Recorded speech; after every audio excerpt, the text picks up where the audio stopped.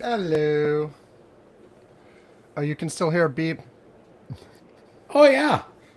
Always hear a beep. Yeah, I think there's at least two at the moment somewhere in the house when I think to notice them. Yeah. Shall I Oh, just take. you look. What the?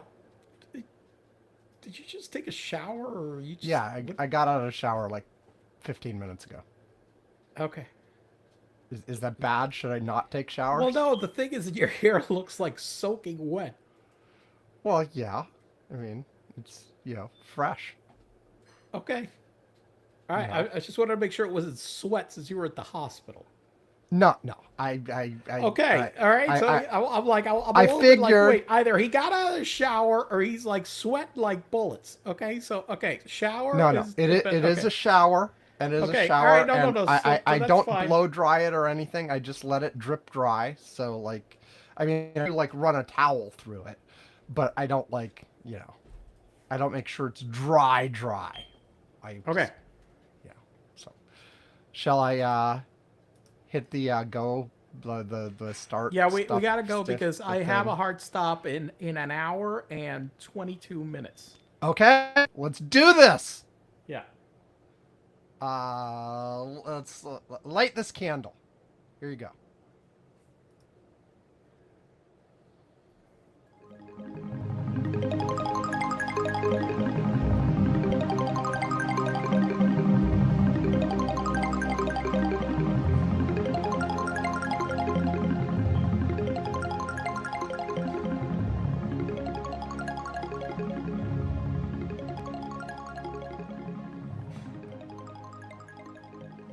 Welcome to Curmudgeon's Corner for Saturday, August 15th, 2006. It's just after 1739 UTC as we're starting to record. I am Sam Minter.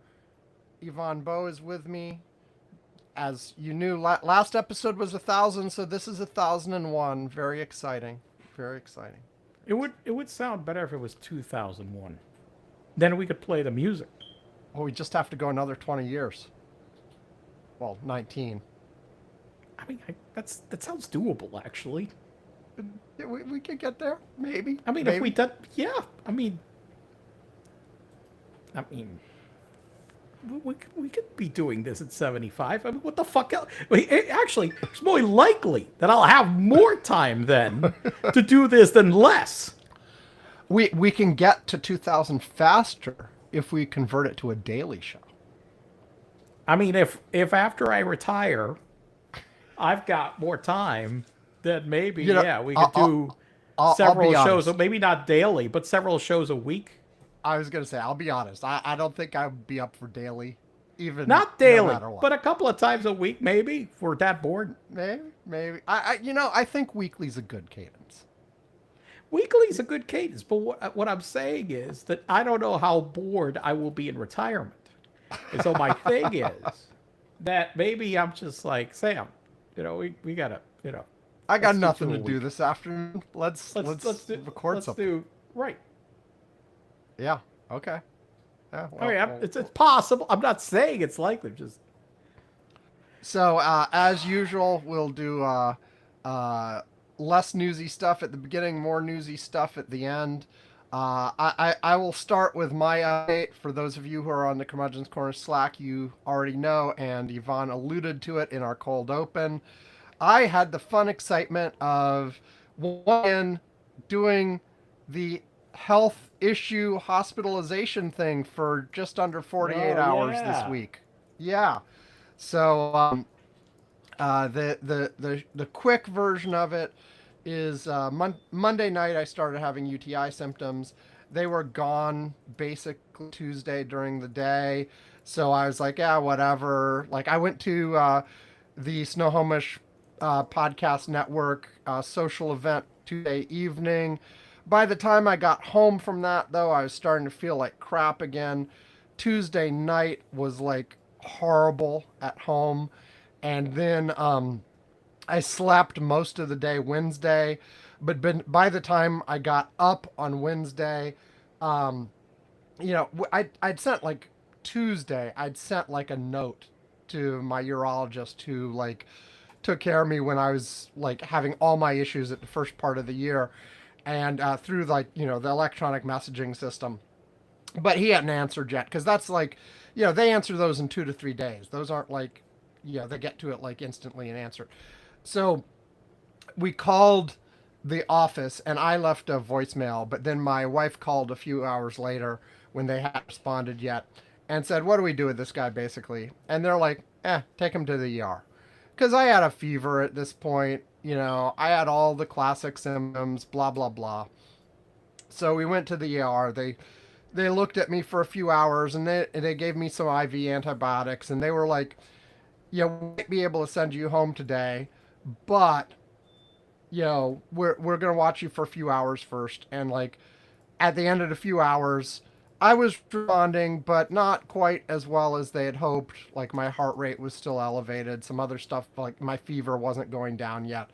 So they're like, yeah, we're good. We admit you to watch you for a couple days. But the place that I went to was basically, it's an emergency room only. Like they don't have a hospital upstairs to send you to. And the closest one in their little network, the openings, was like 30 miles away. But they were like, unlike my time in February, where they just shoved me in an ambulance and took me to the place where they were admitting me. They're like, it's fine if your wife takes you. So Okay. my wife drove me to the other hospital. I got in there like just after midnight. So this was like 1 a.m. Thursday morning. I was in the hospital, and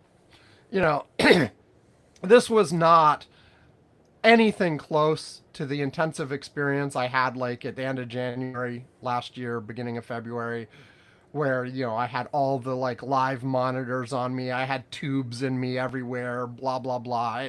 None of this. Like they just like had a bed every couple hours. They came in and checked my vitals, made sure I had the meds I needed to have. Even the IV meds they gave me was like once a day. It wasn't like I had anything continuous in me. And they basically just the once they had me, they kept me until like the cultures arrived from that were taken at the very beginning, to make sure that whatever bug I had was susceptible to the stuff they were going to send me home with. And it was. So they sent me home with the appropriate pills, and I've got antibiotics that I have to take for like a week or whatever. But basically, the fever broke after the first day, and like, or not even, like after the first 12 hours that I was in the hospital anyway. Anyway, I'm home. I'm feeling okay. A little bit of a headache. Whatever. Nothing unusual for me. I'm home. So that's my update on that kind of stuff. Very exciting. It's wonderful to be at the age we are, where the body slowly decays and more goes wrong with it over time. That's great. That's wonderful. I'm thrilled to be here. Well, I am thrilled to be here. The alternative is much worse. So Yes, the alternative would be bad. Yes, either you'd be hospitalized or dead or who knows. Yeah. But So anyway, this was and it was one of those things too, though, where they're like, yeah, and look, I'm always like, do I really have to like call anybody? Like, I sent the electronic message first because I didn't want to call or talk to anybody. They probably would have told me to go in and get looked at 24 hours earlier if I just called first time I had symptoms. And then even then, like, it's kind of, well, I'll be honest. This time I was a bit gun shy. Like, well, gun shy is the wrong word. Normally, in the past, I would have been like resisting at all costs the idea of going to the ER. I'd be like, no, I'm fine. I'm fine. I don't need to do any of that crap. I'm sure it'll be fine. Let's just give it time. Blah, blah, blah. This time I was kind of like, Brandy, should I go to the ER? Because like, I don't want to be in the hospital for like 5 days like I was last time. Well, nobody I don't likes want to to be end in up the with hospital for sepsis. Yeah. You know, like sepsis is bad. last time, the infections spread from being a UTI to my blood. That's what sepsis is. It was very serious. Did I Like, mention that I had you an know, employee that from my travel agency back in Puerto Rico that almost died of sepsis? That they actually, it got to the point that they actually gave them last rites. no. Yeah, this is like, well, obviously this is such a long time ago, but yeah, I had Marisol, lovely, God, she was so great. I She vaguely was, remember the name. yeah, because she worked at the office, so and damn it, I mean, shit, she almost died on me, man.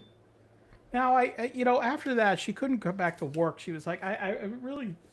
I'll tell you one thing, that the reason I don't have the travel agency, in part, is because she got sick and I lost her, and we had to, the replacement wasn't anywhere nearly as good as she was. As I mean, she just couldn't come back to work. She was just like, as somebody that I've lost track, that I would love to know how she's doing. I gotta ask Edie's, who I do have tracked. I was like, that was a, you met Edie's, I believe. Yeah. Probably. So, yeah. No, you did. You did. I have pictures of you with her. Yeah. So Okay, yes. So okay. I know for a fact that you met her. Okay. So yeah. Yeah. I had good man. But I've been lucky. I've had good staff. but yeah, bottom line, I this time I was actually like, maybe I should go. Listen, Like, I maybe don't should understand get this thing seen. about being reluctant. Listen, when I had like my diverticulitis, okay, I tried a couple of days, medication, whatever, because I've had my stomach feeling bad. But the moment I all of a sudden I felt acute pain, I didn't even ask my wife. I told my wife, listen, I'm going to the ER. You're staying here because Manu, I will let you know what the fuck happens. But I immediately went to the ER. I wasn't fucking around. Right. So. Yeah, and they did tell me, like, look, if you'd waited another 24 hours, it could have been a lot worse. So. Could you stop? Like, look, it's just, yeah. You are not one of these people that is like overusing the health system. You actually have. Because there are people that just, every time it's like, they just, overuse it. But you're not one of them. No. No. So. Yeah, I mean, if anything, like I said, I probably should have called 24 hours earlier. At least to consult with my doctor. They might have sent me, who knows? They might have sent me some antibiotics at home without going to the ER. Or maybe they would just go to the ER. They might have said just go to the ER or go to urgent care or whatever, No, I did wait the first day. Well, in part because, it came on, like the symptoms first came on at like 11 p.m. And basically, I took some drugs I already had at home. It eased by like 1 o'clock in the morning, and I went to bed, and I felt better in the morning. So I'm like, it was just a thing. It lasted 4 hours. It was done. So, but then the next night is what really sucked. Yeah, but yeah. Anyway, so I probably should have gone to the ER while it was really sucking that one night, instead of waiting until I woke up the next day. But whatever. Good enough. It's all done. Feel better now. Have some pills to take. That's my update. I'll have a movie in a second, but you got any but first for you, Yvonne, Mr. Bo? Oh, Mr. Bo Diaz. We said we always had to call you. Well, now I am Mr. Bo Diaz. Okay, officially. Yes. Manu decided sometime last Thursday night. He usually grabs my phone and looks at my calendar and stuff, whatever. That's normal. But he decided to go to my work email and start responding to calendar nice. invites. And the thing is that he responded to one that was an invite from my boss for an important meeting with a maybe. And my boss was not happy about that. So I get an email like bright and early, like before 6 in the morning. He's an hour ahead, and he's like, "What the hell you mean, maybe? We need to do. You need to be there. What the? It's an account review for your account." And I'm like, I'm looking at, I'm like, boss, I have no idea why the hell you got a maybe, and it happened while I was sleeping. I need to find out what the fuck happened. Okay, so then I look at the phone, and then I look at the sent items, and I see Manu looks at my calendar. I see 4 or 5 things answered maybe, and Manu for some reason said all of them maybe. Okay, at least it didn't say no, which I'm like, Right. you know, and then I left him a WhatsApp message. I was laughing. I'm like, boss, you're not gonna believe this, but my son grabbed the phone and answered all my appointments with a maybe. So we were having a massive laugh about it because I was like As far as I remember, Alex never answered any work emails for me. But what he does routinely is he will steal both my phone and my wife's phone, not at the same time necessarily, but he routinely reads the entirety of our conversation with each other. Okay. And every once in a while. Time out. Yes. But you don't need both phones to read the entirety of the Well, conversation. that's what I said. He doesn't steal them at the same time. I see. I'm like thinking. I'm like, convenient. okay, I see. He'll steal whichever one is convenient, and he will catch up with our conversations with each other. Okay? And so if there's anything we really want to talk about that we don't want to include him, we have to use some sort of side channel. And he does know most of the side channels. Like, we'll occasionally use Facebook Messenger or Signal or something, and he knows about all of those, but he checks them less often. Okay, so if we really plan something out, or we just want to have a conversation where the 16-year-old is not listening, we have to plan another way to have that conversation. Oh, for the love of God, sweet. Including in person, we could, go somewhere where he isn't and actually talk, but that's strange. Who the hell would talk when you can text, So anyway. Right. But the thing he does occasionally, which he has gotten, well, sometimes he does it for his own purposes that is fairly obvious, but sometimes he does it just to be whatever, is he will steal one of our phones and try to have a conversation and fool the person on the other side into thinking it's actually the other person and see how long he can go. Okay? And so, now if it's something Alex thinks he needs, we've determined we need to give Alex a new, thing, okay, or something, or, then it's obvious right away, he's just, trying to pretend to be the other parent to get something, right? But sometimes he'll just jump into the conversation and pretend to be the other person, and usually we catch on pretty quick, but sometimes he's managed to keep it going a couple minutes before it's wait a second, you're not Brandy, you're out. And this is normally, we've mentioned on the show before, he doesn't talk. When he texts, he usually does not do complete sentences. But when he's pretending to be Brandy to fool me about something, he absolutely does. What a fucking asshole. Fuck you. Fucking fuck you. Yeah, so he's sometimes he's sometimes got me for several minutes before I realize. And the one trick that, so usually when I'm Like if so, for instance, like he likes to borrow his mom's computer when he goes to school, like to use in the car on the way there, because he's got a bunch of stuff he's working on her computer. Uh, and sometimes he'll bring it to the car, and I'll ask him, "Do you have permission?" And he'll of course say he does. So I'll text Brandy to see if he has permission to use the computer.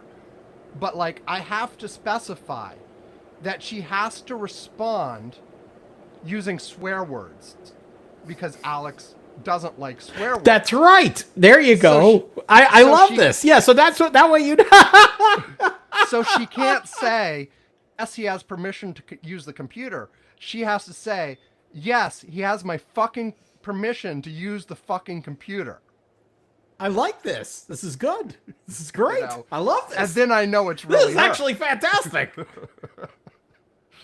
So anyway, Anyway. that's my story. Let's move on because I gotta. Okay, let me do a quick movie. This will be quick because we've talked about it multiple times before, because I've watched it multiple times before since we've been talking on the show multiple times. This is the latest viewing last October of Cars 2 from 2011. And my quick synopsis of my opinion on Cars 2 is that of the three Cars movies, I think it's the weakest, but still fine. It's still an okay movie. Like, I think Cars 1 is the best. Cars 3 is probably second. Cars 2 I'd put at number 3 of the three. But it was still a decent movie. I think it was a disappointment after Cars 1 because it's a totally different vibe. It's a totally different kind of movie. It's more about Mater. It does all this spy stuff. It's whatever. And I think Cars 3 gets back to the right tone that sort of matches the Cars 1 tone. Cars 3 is more of a sequel to Cars 1 than Cars 2 is. Cars 2 is sort of out of just a little bit out of sync from what the vibe seems like it should be for the Cars series. But if you judge it not necessarily as a sequel to Cars 1, but just sort of as a standalone, it's a fine little movie. You know, I don't know. Manu has been having me watch this movie now recently. We watched it a few times. It is the weakest of them, but it's not a bad movie, is what I realized. Yeah, I mean, I think in previous cycles I've probably given it a thumb sideways. I think I'm moving up a little bit. Maybe not straight thumbs up. I'll go to a thumbs up, but relatively to Cars 3 and the first Cars, it's the weakest of the three. The problem is it leans too hard into the comedy as opposed to actually the emotional resonance between the characters. Yeah. Like I feel like the Cars 1 and Cars 3 both lean into the actual story arcs of the characters and how they're feeling about things and how there's some sort of emotional progression. There's character development, and we're talking about fucking cartoon cars, but this character development in Cars 1 and 3, there really isn't in cartoon cars being used as avatars for people. I mean, it's like, yes, I mean, of course, but I mean, in some cases, actual like real people, like in the first one, like Michael Schumacher makes an appearance, like Formula One driver, who unfortunately, he's been, nobody really knows in what state he is in. He suffered a terrible accident soon after they made that movie, a skiing accident that left him in a state where we know he's not dead, but that he has not made a public appearance ever since. People that have knowledge of the situation, I mean, I guess he doesn't. I don't. Nobody. It's the biggest mystery. Nobody really knows publicly what his health state is. But it's bad enough that he hasn't been seen in public since like soon after Cars 1 was released. Right. Yeah. So anyway, actually, that's, I think it's more 5 or 6 years. But anyway, I won't even thumbs give the up. regular plot summary. Thumbs up. It's Cars 2. I won't give straight thumbs up, but between thumb sideways and thumbs up, it's like weakest of the three, but still decent. You know, we're working our way through the Cars franchise, not just the 3 movies, but all the TV shows, all the shorts, all the, everything, and of course the associated movies like the Planes series, and all that kind of stuff. So, okay, that's it. Let's take a break. Ready for a break? Break. Yes. Break. And then we'll figure out the news of the week that we want to talk about back after this.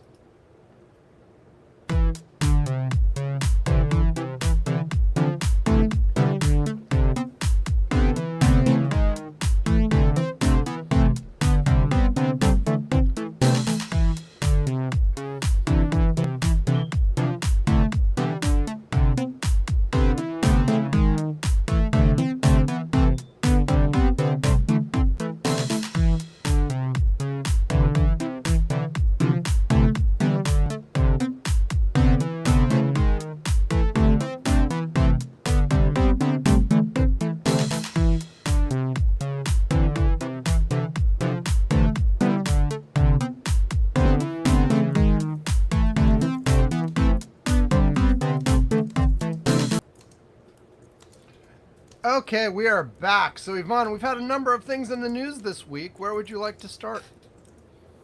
Why don't we go through the election results? We had more primary. Oh, yes, we did have an election result. Yeah. So, I guess the big one was Wisconsin. Let's see. I wasn't prepped. Let me bring up Wisconsin Senate 2026 election results as I type into my browser in the other window. And let's see who we were. Okay. That is wrong. It was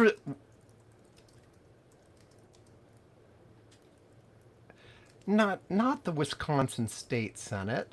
Come on. Okay.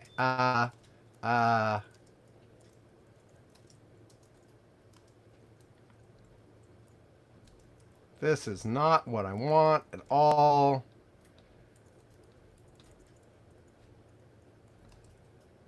Let's see.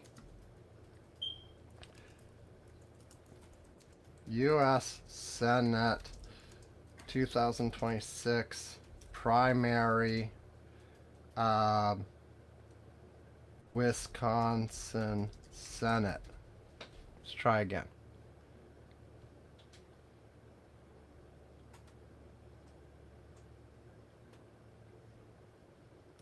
All right, let's try that. I suck at this.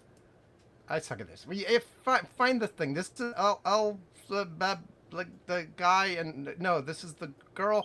Help me, Yvonne. I'm struggling. I'm falling. Oh my falling, God. and I can't get I up. figured that you're the expert at this. I figured you'd have the info with your fingertips. And it was on my, oh, you know why?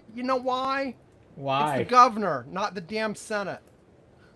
Yeah, but the different. Well, the one with the Senate was Minnesota, Okay. right? Yeah, we had the Senate seat thing. Oh God, we're so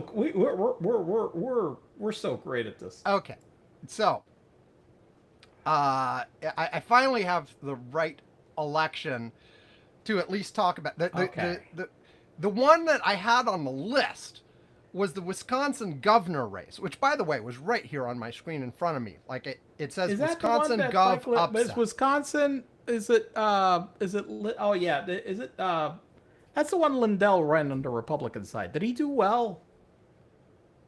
Was Lindell also right? No, Lindell did not. He did well, right?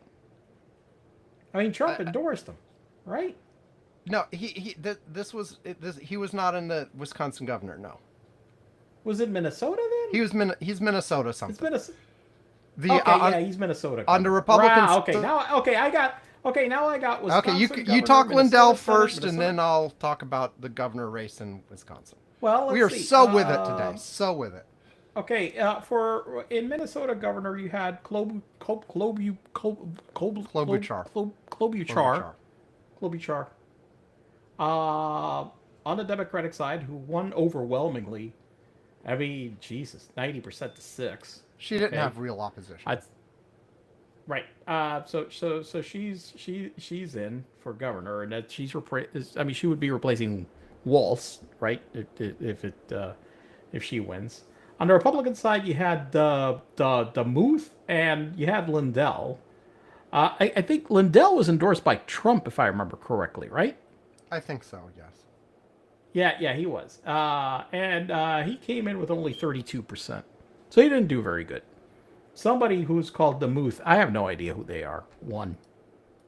But it's most likely that they're going to lose anyway, so whatever. Whoever the hell the Republican there is just going to lose. So that's that one. Lindell took it very well. There was some interesting video. Yes, go ahead. No, yeah. Oh, he did? No, oh no. Yeah. Also, he shared a video of him talking about this while he was in his car, supposedly. Okay. Oh, yeah, and the car is moving, but he's not even touching. He's not okay.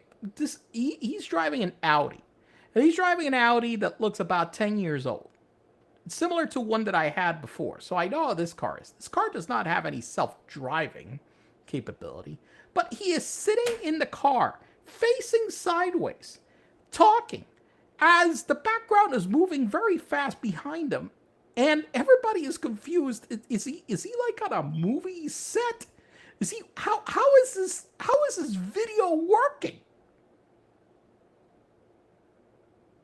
So that was very confusing. Yeah. Okay. But Lindell did not take it well. Okay. Shall I talk about the? So that's Minnesota. Now the race Wisconsin. I was actually going to talk about. The Wisconsin thing was the surprise, I guess. The Wisconsin governor race. Okay, specifically on the Democratic side. Yeah. On the Republican side, there was not a real race. Tom Tiffany won. It was another like 95% to 5 kind of thing with some token opposition against him. On the Democratic side, we had the two biggest candidates were David Crowley and Francisca Hong. Okay, now polling coming into this had Francisca Hong winning by high double digits, like not just like 10%, but she had polls showing her coming in winning by 20%. Crowley had actually like a month ago dropped out of the race because everybody had told him that, you know, there was no hope, blah, blah, blah. And then a week later, he got back in because people were like, no, we need somebody. Because he was sort of an establishment type candidate, centrist establishment, whereas Hong is one of these sort of progressive upstarts, more left wing, and you know, and so the polling had her up like 20% anyway, and then when the results came in, it was neck and neck all night. And Crowley ended up pulling it out and winning by a tiny margin. I'm looking at, he got 39.81%, she got 39.33%, and then a bunch of other smaller candidates got other percentages. Now, the thing here is, so people were looking at this, what happened to the polls? G. Elliott Morris, who has a Substack, Strength in Numbers, did a detailed analysis because he had access to the internals of one of the polls, and he used that to do a post-mortem of polls. So the centrist one, the progressive did not. The post-mortem seems to point at a couple different things, and I'm looking not just at G. Elliott's thing, but a few other things that people have come out with since then. But the biggest thing, and there's some modal reasons too, but basically they overestimated the youth turnout. And apparently, look, here's one thing that all of the pollsters have been upfront about and said, whatever you say about general election polls, their accuracy, primary polls are worse because totally. because they don't know how to properly model primary turnout and how it affects the type of contests you have in primary battles. It's very different than generals, and they're not very good at it. So, like the accuracy of primary polls is far worse than the accuracy of general election polls. And of course, people complain that general election polls aren't that super accurate either.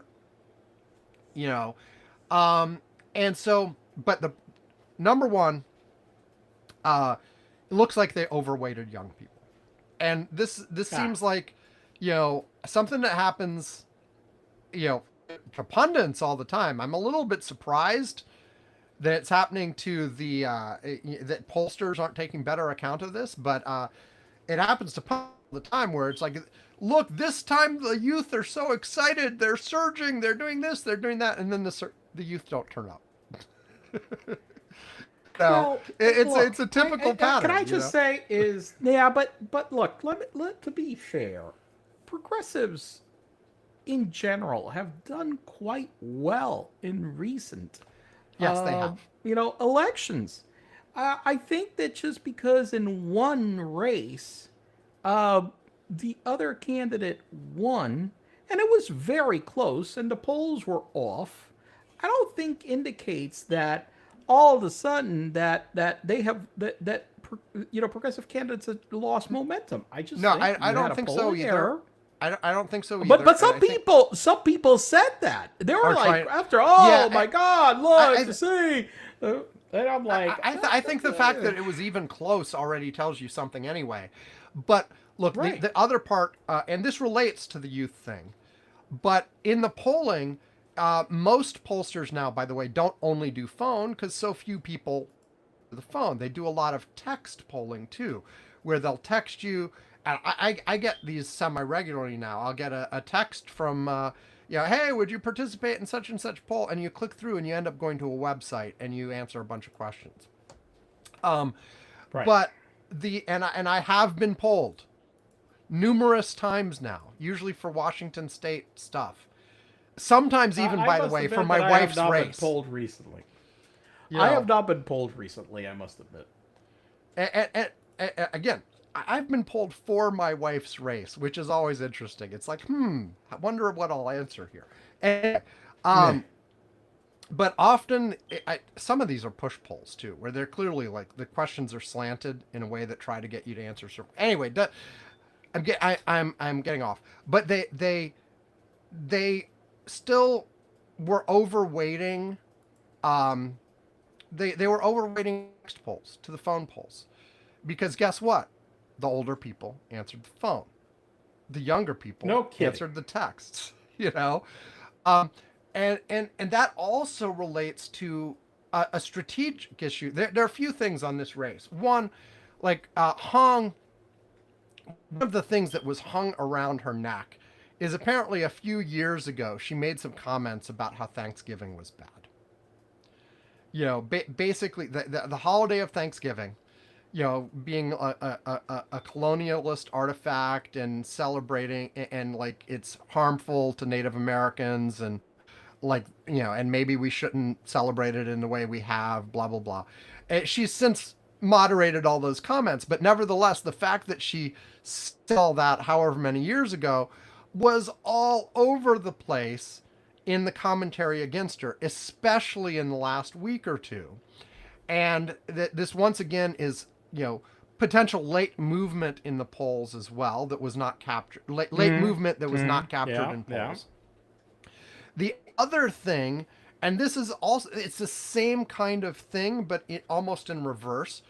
She intentionally did not advertise on linear broadcast media. She concentrated exclusively on online. And guess what? Okay.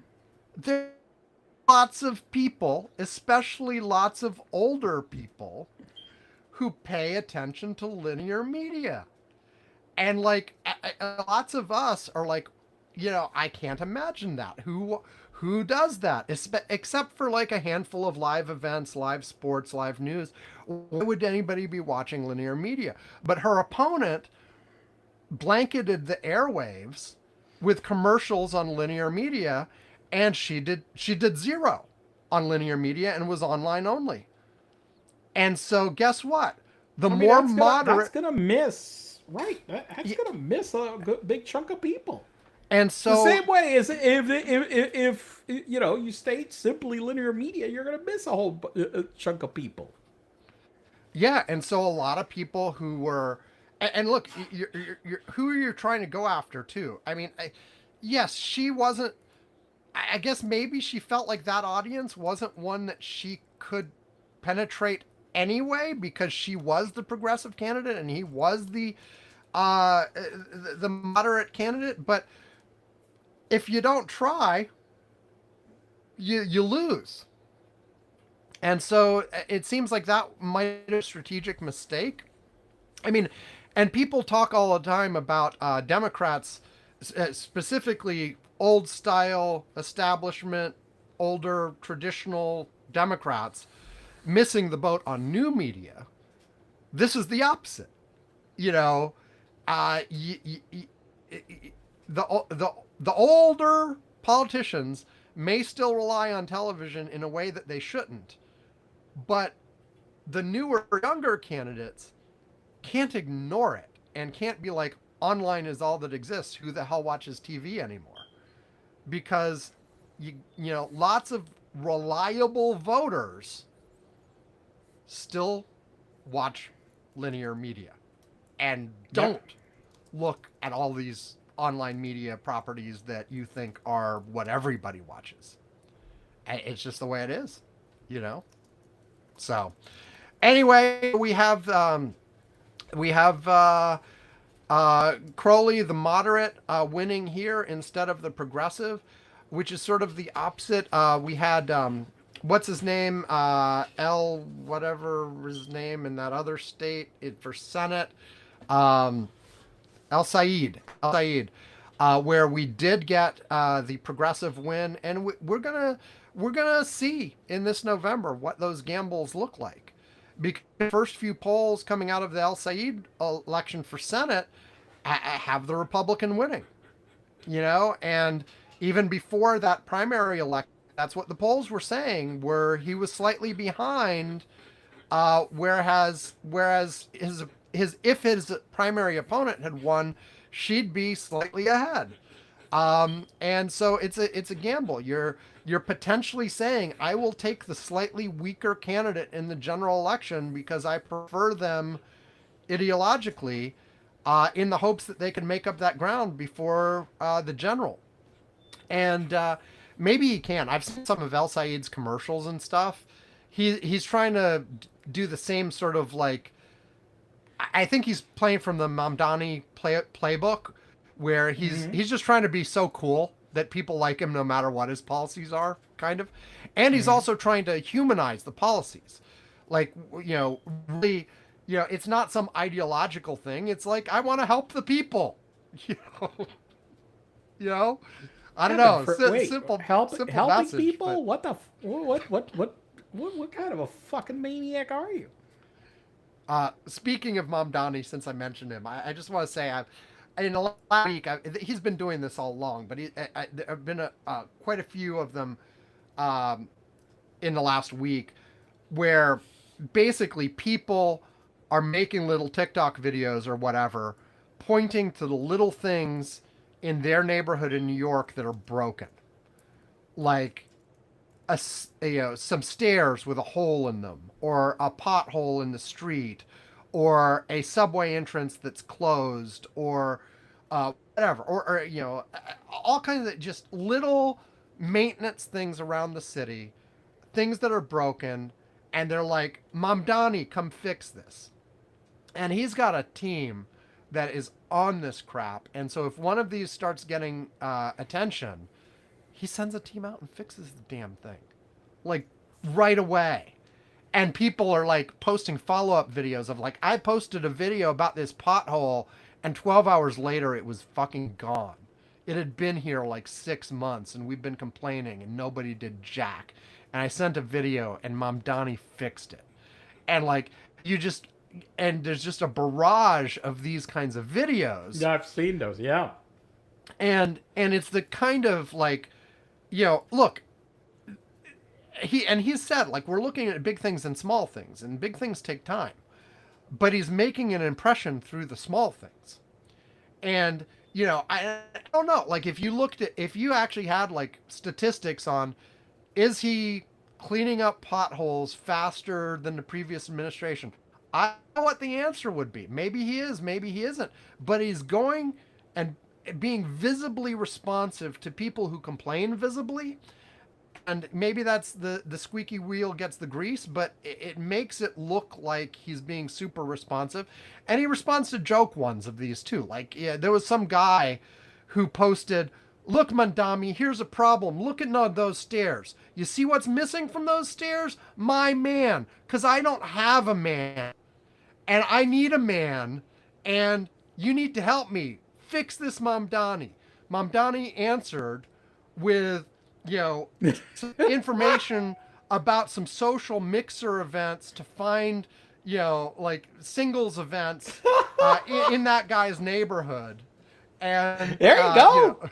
Nice. And nice. So, and by the way, there's a spread. Like, I've seen like people internationally are trying to like thing and saying, Mamdani, please help me. I've got this pothole. I'm in Lisbon, but please come help. I've got this pothole, whatever, from like cities all over the world, Anyway, I think. Well, Trump is doing the same. Look, Trump is getting videos, and he's getting questions about feeding, that the troops need food because of the aircraft carriers. Something I just said. Yeah. Update. A new poll on Michigan Senate actually has El Said now ahead of Mike Rogers, 50-44. So that's just 6 one points. poll, but just one poll. I'm not saying the poll average or anything like that, but new poll just came in, shows him ahead. El Said so maybe has his so much charisma. Cool act is working. Yep. He has a lot of charisma, man. He does. And there was one TikTok. There was one TikTok I saw today that was like, Fox News host can't stop talking about how hot El Said is, and basically it's a Fox News host, I forget which one, who's talking about El Said and saying all kinds of things about how he's socialist and bad and whatever, but every time she describes him, she's like, but can this young, attractive, like, guy overcome the fact that he's a socialist? But every time she mentions him, she's like talking about how like attractive he is and how cool he is and how whatever he is. But he's a socialist. She doesn't like him, huh? She doesn't like him, huh? Yeah. Obviously. Doesn't like him at all. No. Anyway, but yeah, you're right. By the way, he's actually flat out gone and said that he is a capitalist, by the way. But that he actually said exactly, he is a capitalist exactly as I call myself a capitalist. He does not believe in an unregulated capitalist economy. That because right. He has said that explicitly, which I 100% agree. It's just, you cannot have a society like that winds up with just the shit that we're getting right now. Basically, it's just no. But as I was saying, Trump is trying to do the same as Mamdani. He is going and posting videos of all the things that he is doing to help us all out. I'm looking at one video right now where he is on some kind of like tour of the of his completed ballroom in the future, and I think he's trying to show George Washington how it looks. Yes. Yes. Yeah, I mean, I saw think that that too. addresses the affordability crisis, right? Yes, and they announced there was a revised picture of like what they intend to build for the ballroom, which included all accents on the outside of the building as well. By the way, You know, because even Obama was making fun of the. You know, so he's doing this show with Lara David, and I yeah, guess the joke was, what he goes, you know, I never thought of, you know, damn it, you know, kicking myself, I never thought about, you know, putting gold letters outside saying that this is the Oval Office. how would anyone know? You know. I would never know it's the Oval Office. Speaking of videos, and I know we're tangenting like we always do. Did you see the one Elon Musk posted? The what? The video Elon Musk posted of himself? Oh God, no! What the fuck did he post? Oh man, I should I did not share it to the Curmudgeon's Corner Slack or anywhere. Basically, it's like a Oh 7-minute AI generated video of Elon Musk walking through in all kinds of contexts of like, you know, he starts out in a hallway in a white suit, and then later on he's in like a gladiator uniform with a sword, and later on he's in a spacesuit on Mars, and later on he's in this and that, and he's it's Look, just if it's 7 minutes and it's Elon Musk, there's no way I would have gotten past the first 30 seconds. well, I got through maybe 2 or 3 minutes. I did not make it end. It was very repetitive. And it's just Elon Musk in like heroic poses, in heroic costumes, These with guys heroic love to make backgrounds. fake videos of them doing all these heroic things that they would never do. Yeah. Anyway, it honestly, more than anything else, it was pitiful. But yeah, it's the same kind of crap as Donald Trump in the ballroom with George Washington. I mean, they love the AI slop too. Like, Oh you yeah. know, like Well, especially look, because you know they tend to, like, you know, lose like 50 pounds on each one of these and make themselves look like, you know, way more you know, younger and virile, and well, not virile. I mean, you know, healthy. They try to make, you know, they completely change how they look. You you know, know, I've look, I've played with the AI image generation stuff. I've had fun with it. I've sent a couple to a couple people, like as, but they're all clearly jokes. They're all clearly right? mocking. No. These people. Yeah, no. I did one once where I actually made myself bald. Okay, I I did did one. that. I I did don't one look of that good. like, I must admit, I don't prefer the bald look. okay, yeah, I think I did one of like my dog driving a spaceship or something. Yeah, things like that. You know, but A lot, many years ago, they had this the Reface app, which I think I used. I did a couple of clips of it. I made myself look like, I don't know, this guy from Pirates of the Caribbean. Like I was in there, Johnny Depp, and also like, yeah, and well, like I was, no, but I was like Jack Sparrow, like in the movie, right? yeah, I was okay. Jack Sparrow, and then and another one, I made myself be like Matt Damon. You know, like but like in Jason Bourne. You know, you look You kind of know, like Matt Damon.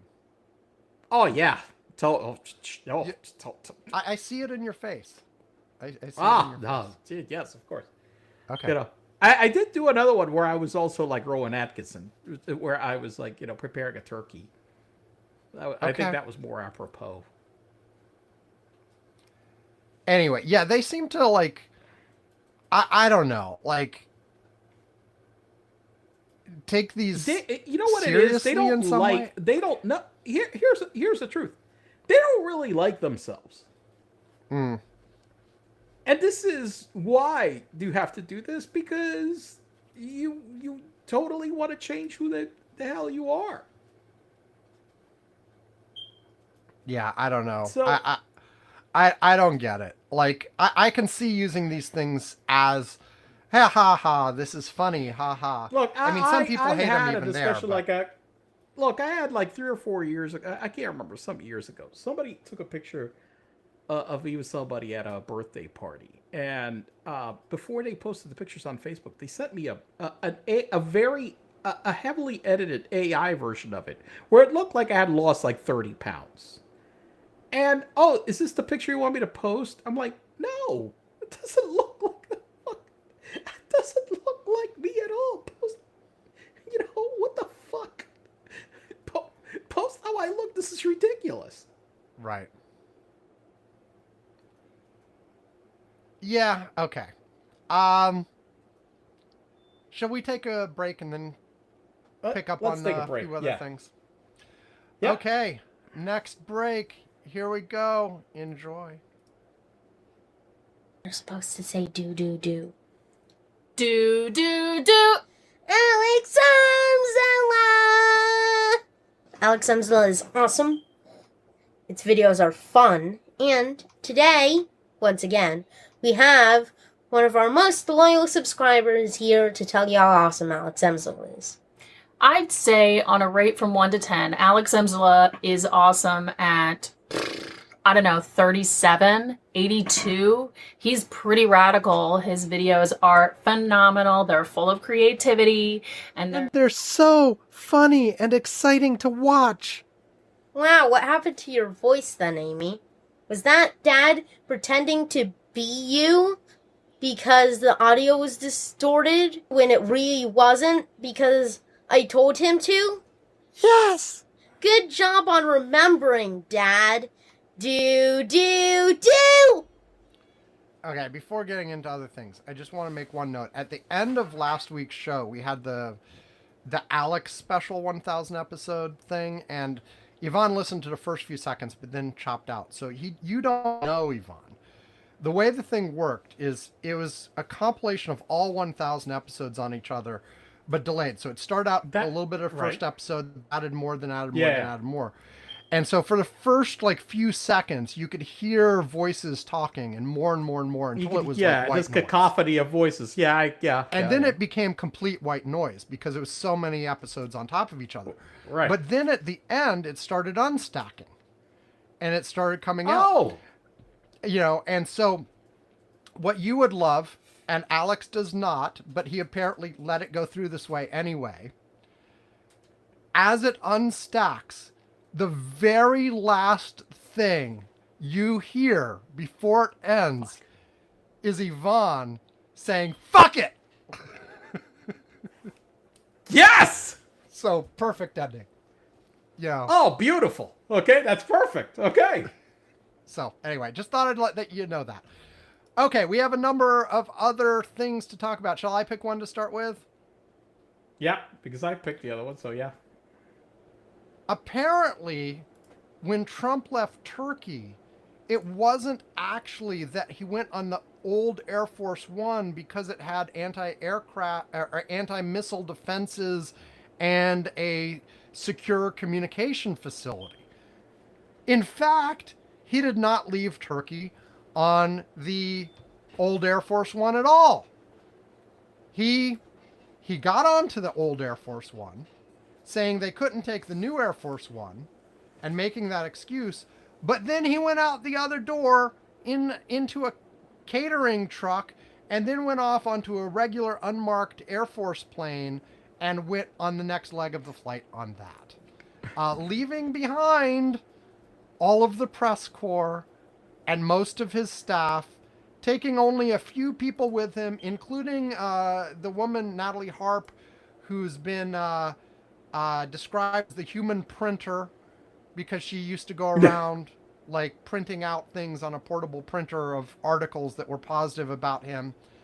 And more recently has been rumored to be helping, basically being a personal assistant to his physical needs when he has issues, like he needs a change of pants or whatever. Um, just rumors. Just rumors. Should say that. Just rumors. Anyway, and a few other people did make it onto the other plane. But what do you think of all this? The press are particularly upset about this because they feel like they were left as bait for whatever Yeah. Iranian threat there might have been. Well, yeah, they were. Yeah. I mean, they found a security threat and they decided to,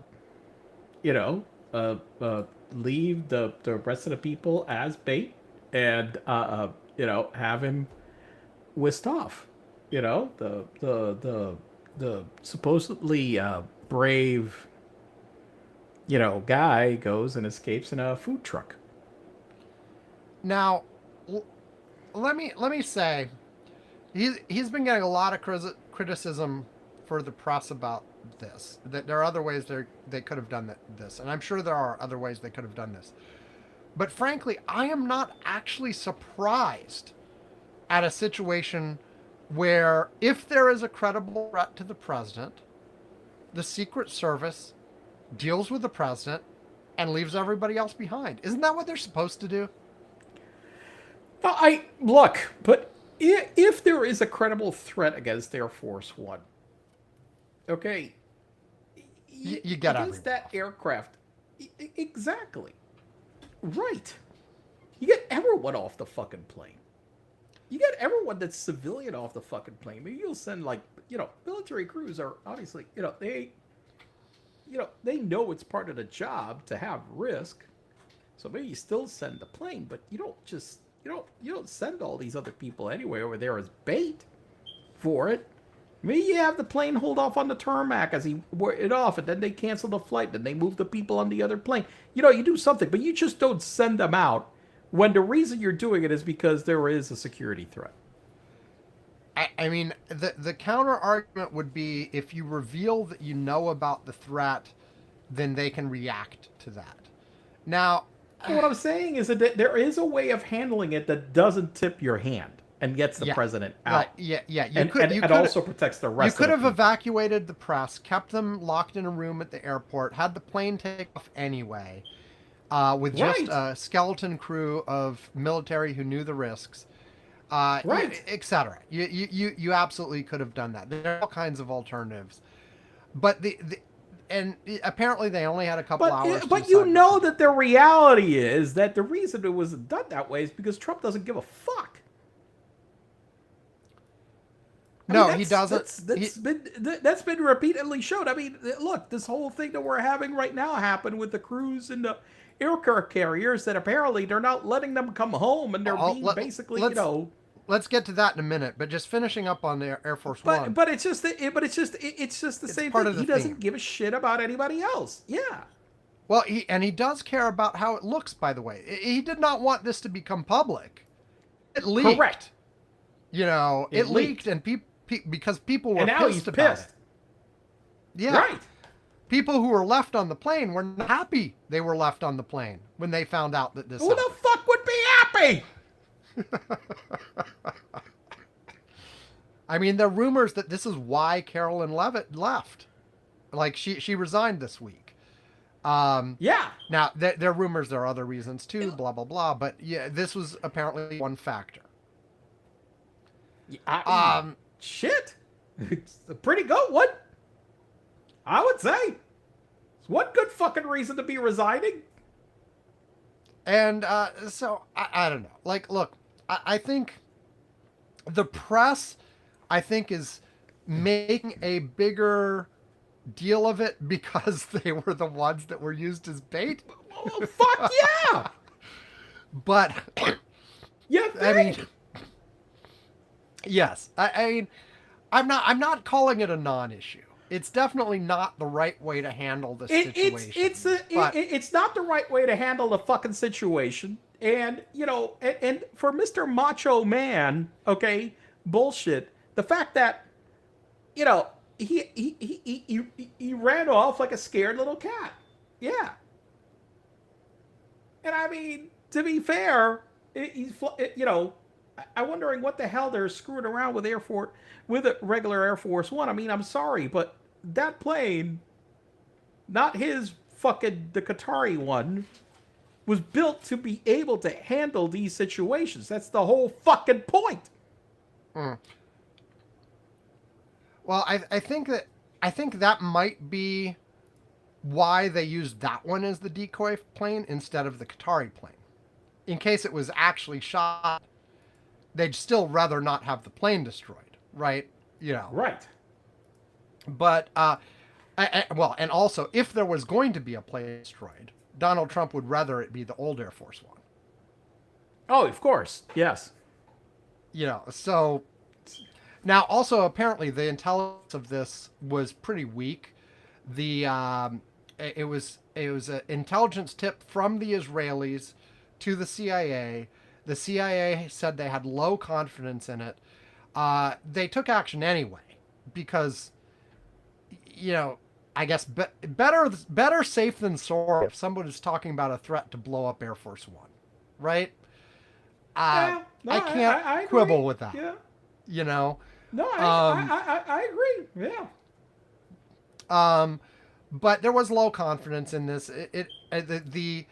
The Iranians, of course, have denied it. But more to the point, there was one Iranian official who posted on social media, "We don't have to blow up Donald Trump. He's destroying America for us on his own. Why would we do that?" I mean, look, to be fair, if I'm the Iranians, the last thing you want really is really getting rid of Donald Trump, because then you might get somebody that knows what the fuck they're doing. Right. Exactly. Yes. I mean, JD Vance is next in line. JD Vance ain't great, but for all his flaws, he is smarter. And listen, he is an asshole. I mean, a complete, irredeemable asshole. Somebody I despise. But I have full on, I would bet my bottom dollar that JD Vance is 10 times smarter than fucking Donald Trump. Yes. And could handle this situation better. I mean, but yes, Donald Trump has dug the U.S. into a hole here. We're in a bad situation no matter what. Yes. But right. Vance would have a better shot of finding the and least coming up bad... with some kind of a some kind of a better plan to extricate ourselves from this. And to be clear, anything that Donald Trump is doing right now, because right now Donald Trump with Iran, all he's done is sink us even deeper and worse. He has not fucking solved anything about it at all. And to be clear, we're talking about finding the least bad path out. There is no good path out. There is no good path. You're finding the least bad path out. But even that is, better than whatever. Yeah, it seems at this point we're not even digging ourselves deeper. We're wandering aimlessly and randomly changing policy every few weeks. Correct. We are randomly just we're just, banging around in the dark, basically. Donald Trump is just aimlessly just saying shit, not backed by any reality, repeatedly over and over. Changing his mind every other day, not really negotiating in any good faith whatsoever, because he doesn't know how to negotiate in good faith, which is a problem. Which at this point Iran and everybody else knows. So there's right. What's the point? Your best bet is to maintain as close to status quo as you can until Donald Trump is gone, and then negotiate with whoever comes next. Correct. So. Yeah. Okay, we had turkey. Got turkey? 12-inch turkey? Oh, we did all the election stuff in the last one, but I can't leave out. We forgot Count Benface. I You know what? I was going to say something about it, and I forgot. Yeah. What happened to Count Bitface? So, unfortunately, Count Binface lost. However, I know. he did get 27% of the vote against Nigel Farage in this by-election in the UK.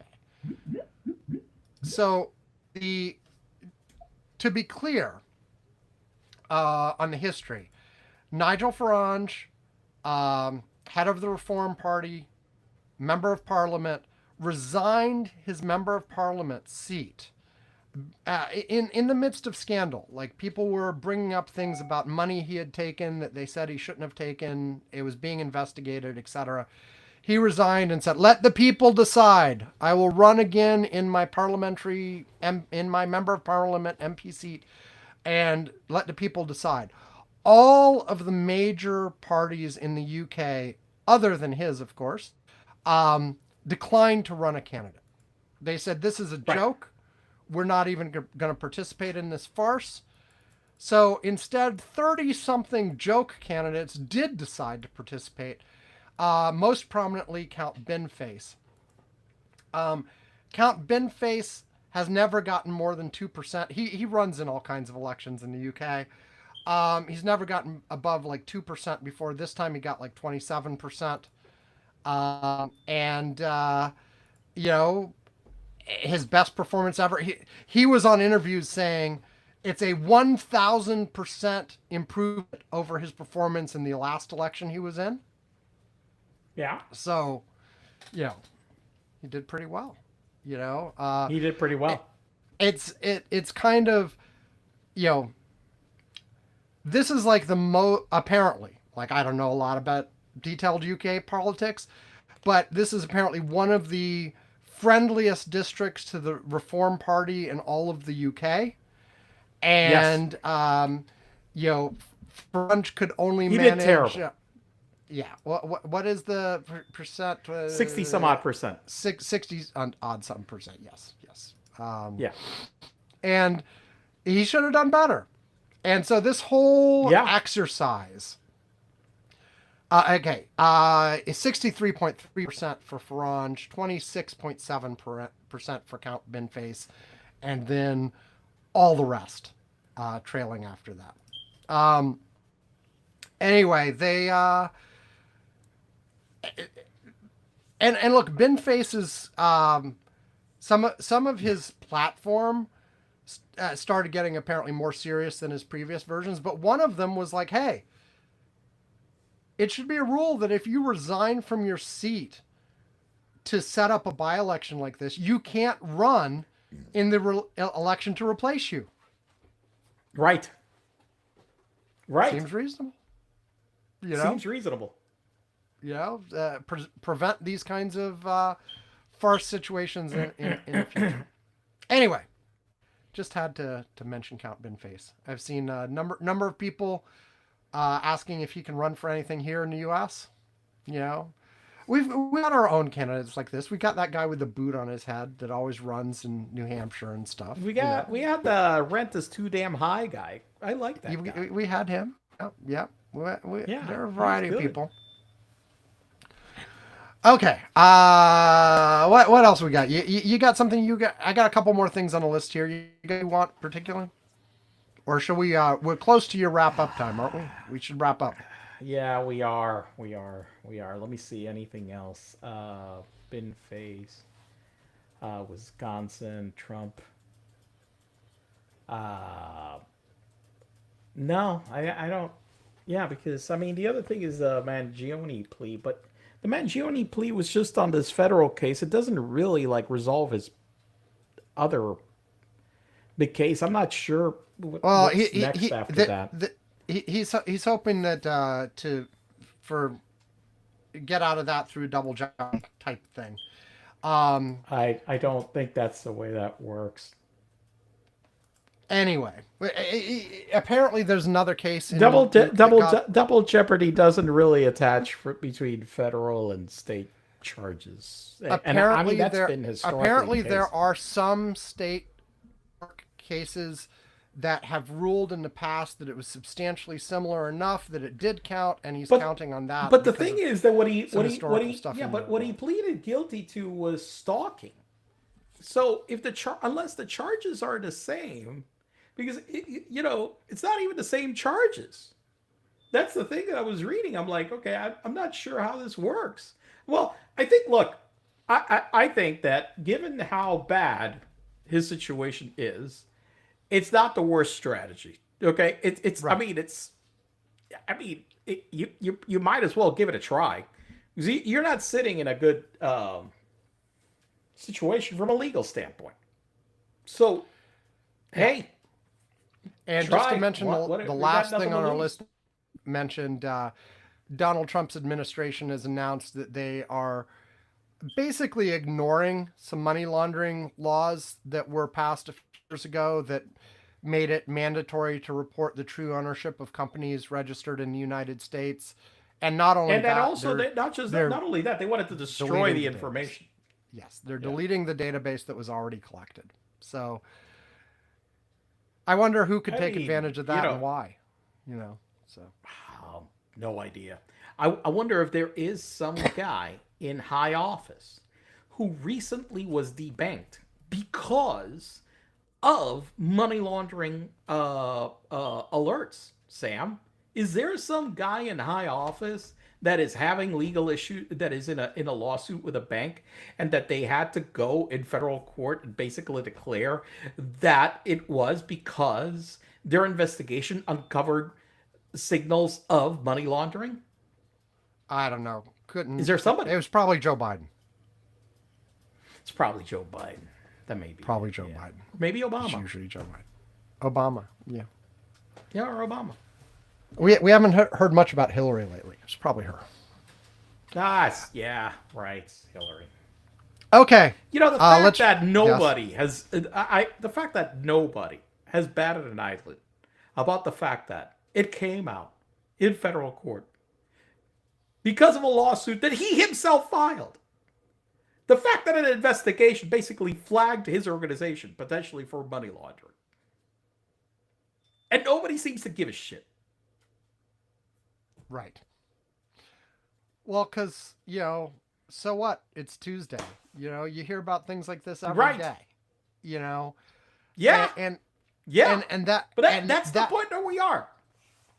And part of Donald Trump's magic, it's part of the whole flood the zone thing. It's part of because he powers forward, does what he wants, does it anyway. There's something new, something big, something flagrant every single freaking day. Money laundering, pedophilia, tax evasion. Fraud.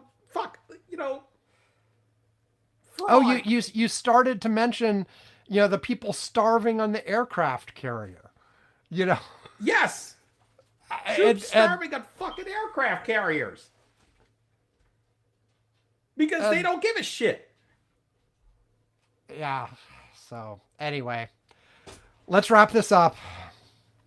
Curmudgeons-corner.com. Go there. Look at all our old episodes.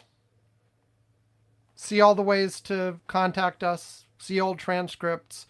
You can click through to our YouTube, see our live streams too. If you actually want to see us instead of hear us, look on YouTube. All our live streams are there.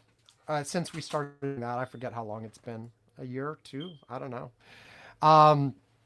Anyway, check those out. Have fun. Enjoy. Watch as many as you want. Contact us. Send us messages. We enjoy all that. And of course, there's a link to our Patreon where you can give us money. We appreciate money. At various levels, we will mention you on the show. We will ring a bell. We will send you a postcard. We will send you a mug. All of those kinds of fun things. And at $2 a month or more, or if you just ask nicely and we feel like it, we will invite you to the Curmudgeon's Corner Slack, where Yvonne and I and others are chatting all week long. Yvonne, what is a highlight from the last week that would make people want to join the Slack or just show up more often in the Slack if they're already in there but don't visit regularly? Let me see. Is this right? Let me check. Oh, God. Oh, no, that's the wrong thing. Um, well, this one was interesting. Okay. Yeah, there was two. One is one where American does this thing where they have flights coming and going to places with the same fucking flight number. Okay. And they do this, but usually using the same aircraft will go, say, from Chicago to Phoenix, and then that aircraft, the next return flight will fly back, and it's got the same flight number. This is a very irritating thing. Okay, all right, it's very irritating. Now the thing is that usually it's the same aircraft, so both planes won't be in the air at the same time. I don't know what the fuck they did, but they did something where there was a flight to Phoenix, and they had the aircraft going and coming both in the air at the same time, almost coming a little bit close. They weren't that close, by the way. They were actually outside the separation. Okay. So I don't know why people were making that big a deal, because, usually you get, sometimes The problem was separation. No, The confusion was more the communication, because both flights had the same number. Well, here's the thing, too. The communication could have resulted in a problem, because if the controller said to both, not knowing he was talking to two planes, said to both planes, go to the same altitude, they would have been on a collision course. Because but they were on intersecting courses. It early enough. But the controller identified it early enough that it was not an issue. Yes. They were always at more than enough separation, okay? But it was a ridiculous incident, okay? Yes, and America needs to stop doing this damn thing with reusing the fucking flight numbers going in both directions. They have there's 10,000 flight numbers. Yes, the quote-unquote, it could have been catastrophic that somebody said, I think the controller even said it, was if he had spoken to just the flight number, had not realized the duplication, and did not clarify, and both planes had followed the same instructions, that could have resulted in something bad. Yes. Yeah, but the controller and everybody was aware, and so nothing happened. They handled it properly. Okay, all right. Now, the other one, which is just so fucking bizarre. This fucking world is so nuts. Anthropic's boss's wife tried to raise money from Epstein for a porn business. What the fuck? Yeah. What year? When did this happen? Let me see what year this happened. Billionaire's partner sought investment from disgraced financier to create luxury adult content. I'm not really understanding what the fuck luxury adult content is. I gotta be honest. It means it's more expensive. I guess that's what it. You actually can't. This story fucking has a goddamn paywall. It doesn't say what year, but yeah, at some point, she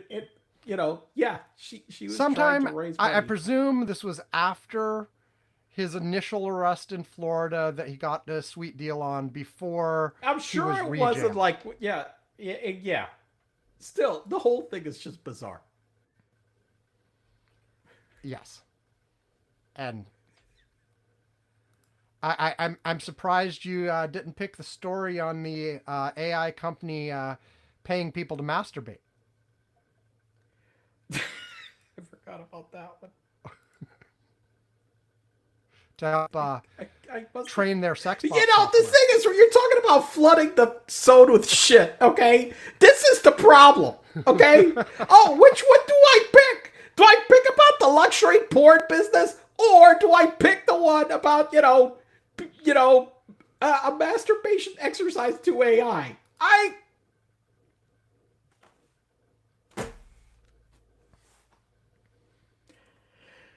Okay, I think we're done. Yeah. Thank you, everybody, for joining us for yet another Curmudgeon's Corner. Have a great week. Stay safe. All that. Goodbye. Bye.